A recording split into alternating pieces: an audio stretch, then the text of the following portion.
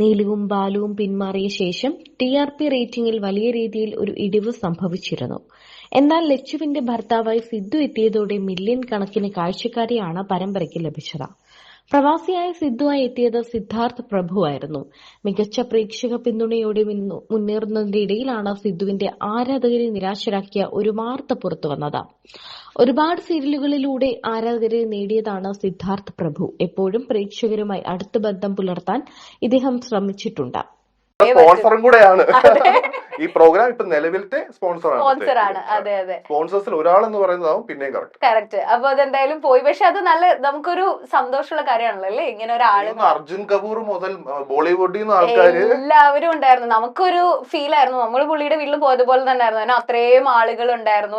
എനിക്ക് തോന്നുന്നു ഇപ്പൊ സിദ്ധാർത്ഥ് പറഞ്ഞ പോലെ ആള് ഒരുപാട് കലാകാരന്മാർക്ക് ഇഷ്ടപ്പെടുന്ന ആളും കൂടിയാണ്. അതൊരു വലിയ സന്തോഷം. അദ്ദേഹം അതുപോലെ ചെയ്യുന്ന ചാരിറ്റി പ്രവർത്തനങ്ങൾ ഒന്നും നമ്മൾ അറിയാത്തത് കൊണ്ടാണ്. എനിക്ക് തോന്നുന്നു ഇപ്പൊ എന്തൊക്കെ ഇഷ്യൂസ് നടക്കുന്നുണ്ട്, അതൊക്കെ വെറും ആവശ്യമില്ലാത്ത കാര്യമാണെന്ന് വിശ്വസിക്കുന്നു. ഞാൻ അതിനെ കുറിച്ച് സംസാരിക്കുന്നില്ല. Next question.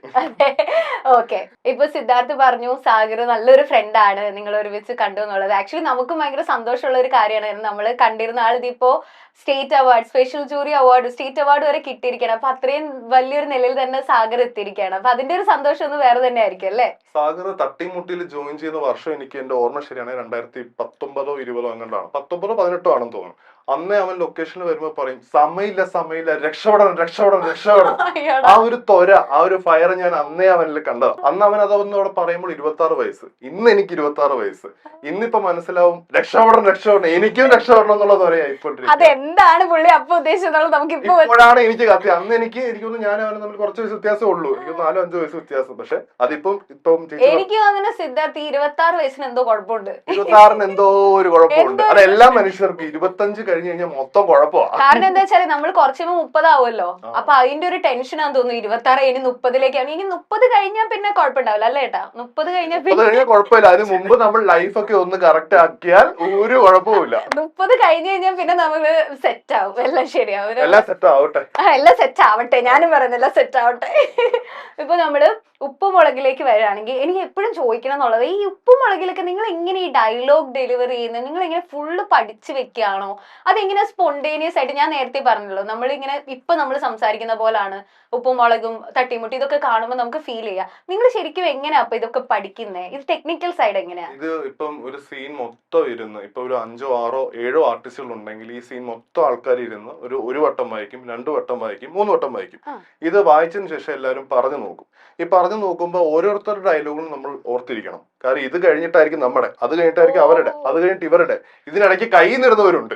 ഇതും കൂടെ നമ്മൾ ഇടയ്ക്ക് ചില ആൾക്കാർ ആ സ്പോട്ടിൽ ഇംപ്രവൈസ് ചെയ്യും. ഇപ്പം അങ്ങനെ ചെയ്യുന്ന അങ്ങനെ ചെയ്യുന്ന നല്ലൊരു ആർട്ടിസ്റ്റിനെ കണ്ടത് നസീർ സംക്രാന്തി എന്ന് പറഞ്ഞ ആർട്ടിസ്റ്റ്.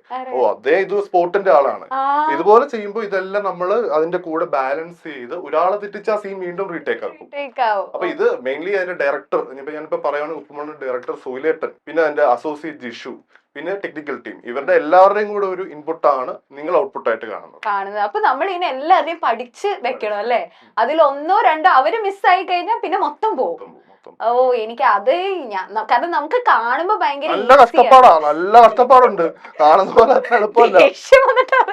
അല്ല സീരിയസ്ലി പറയാട്ടെ, ഇതൊന്നും ആളുകൾക്ക് അത്ര അറിയില്ല. കാരണം നമ്മൾ കാണുമ്പോ എത്ര കൂളായിട്ട് ഇവർക്ക് നമ്മള് റിയൽ ലൈഫിൽ സംസാരിക്കുന്ന ഇപ്പോഴല്ലേ മനസ്സിലാവും. അപ്പൊ ഇതൊക്കെ പറയണമെങ്കിൽ ആളുകൾക്ക് മനസ്സിലാവുള്ളൂ നിങ്ങളുടെ ഉള്ളിലുള്ള കഷ്ടപ്പാട്. അപ്പൊ എല്ലാവരുടെയും ഇത് പഠിച്ചു വെച്ചിട്ട് അവിടെ ഇങ്ങനെ ഇരുന്നിട്ട് അപ്പൊ പിന്നെ എത്ര ടേക്കൊക്കെ പോവും?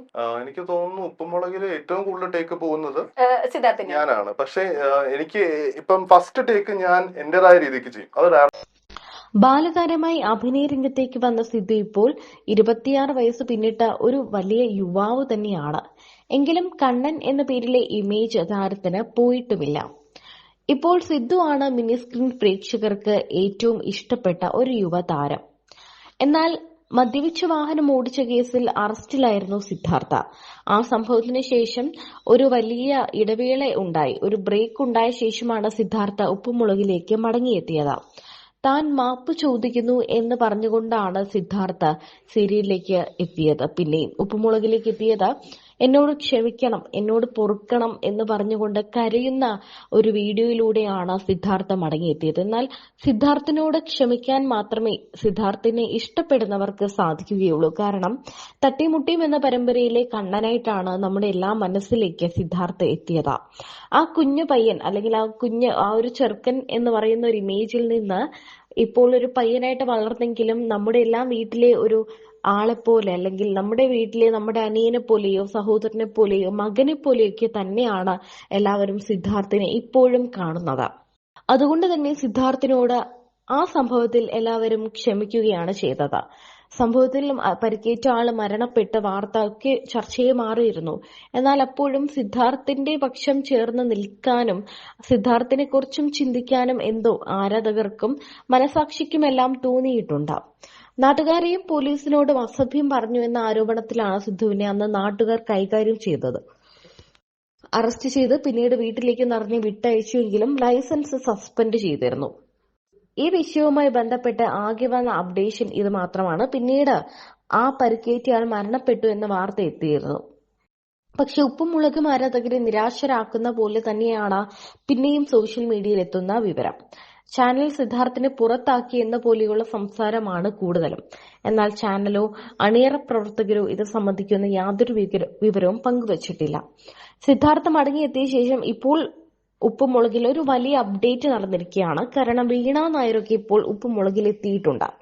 പുതിയൊരു കഥാതന്തുവിലൂടെയാണ് ഉപ്പുമുളക് മുന്നേറാൻ പോകുന്നത്. എന്നാൽ താൻ ഉപ്പുമുളകിൽ നിന്നും ഒരു ബ്രേക്ക് എടുക്കുകയാണ് എന്ന് പറഞ്ഞുകൊണ്ട് സിദ്ധാർത്ഥ വീണ്ടും വന്നിട്ടുണ്ട്.